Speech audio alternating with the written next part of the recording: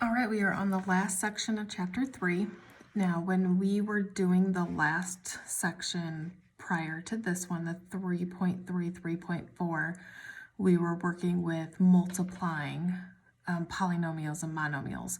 We are continuing that a little bit longer. That's why it's still 3.4.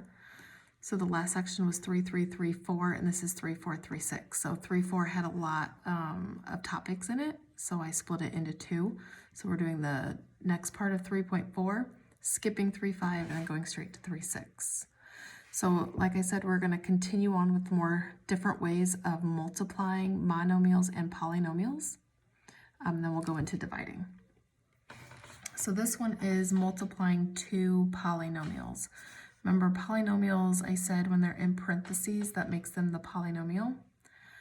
Because if it was like 2x plus 3x, that's a monomial being added to a monomial. But when you put it in parentheses, it's now a polynomial. Okay. So we are going to be multiplying this polynomial to this polynomial. So how do we do that?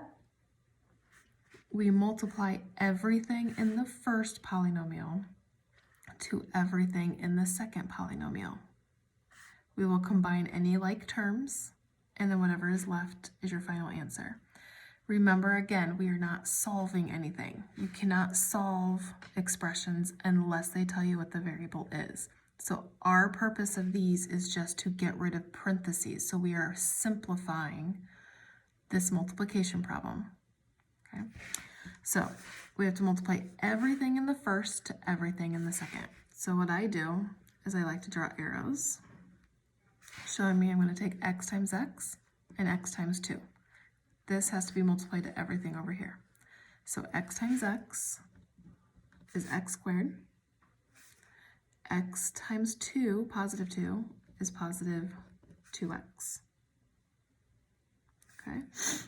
Done with the x, now I have to take the 4 times everything.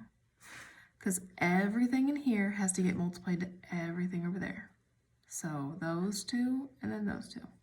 Positive 4 times x is positive 4x. And positive 4 times 2 is positive 8. Right there in the middle are like terms. They're the only ones that are like terms because this is an x squared. There's no other x squared. This is a single number by itself. There's none of those. This has an x, this has an x. So these would go together. So the x squared stays. 2x plus 4x is 6x. And bring down your 8. So we were able to eliminate the parentheses and simplify it down to this math expression. This is actually called a trinomial. 1, 2, 3. Tri means 3. Okay. This is also called the FOIL method. Let's see where I want to put it. You take your first of each polynomial and you multiply. You take your outer numbers. You take your inner numbers. And then your last numbers. It's called the FOIL method and it only works if it's 2 and 2. Okay.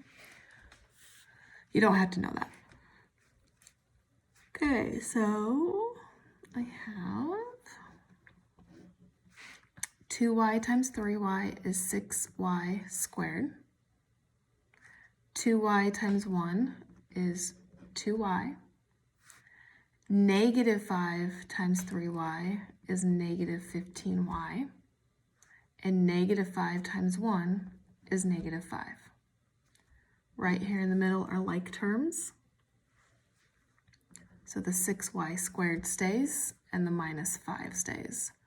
So this is 2 minus 15, or 2 plus negative 15 if you do keep change. It's one of each. We're going to subtract and we get negative 13y.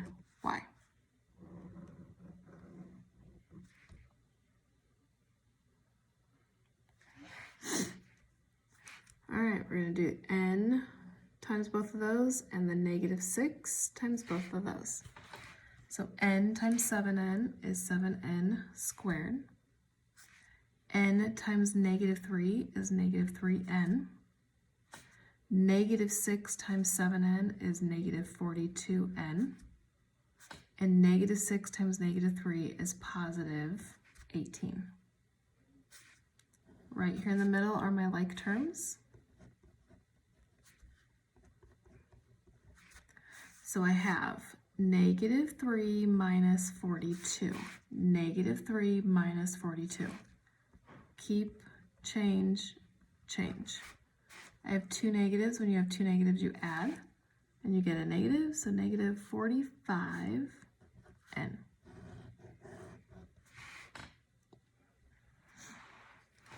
All right, this one's a little different, but it's still going to be done the same way. You still are going to take the x times all three things, and you're still going to take 3 times all three things. So x times 4x squared is 4x to the third, because 2 there, 1 there is 3.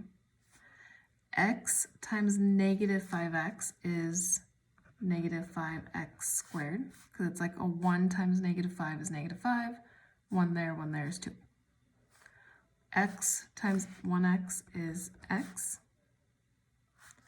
3 times 4x squared is 12x squared.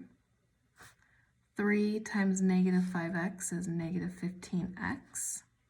And 3 times 1 is 3. So I have two sets of like terms. Those two and those two. So my 4x to the third is going to stay, and my plus 3 is going to stay. All right, so my negative 5 plus 12 is 1 of each. When you have 1 of each, you subtract, and we get positive 7x squared. And then my 1x minus 15x is keep, change, change, because it's a subtraction problem. 1 of each, subtract, and you get negative 14x.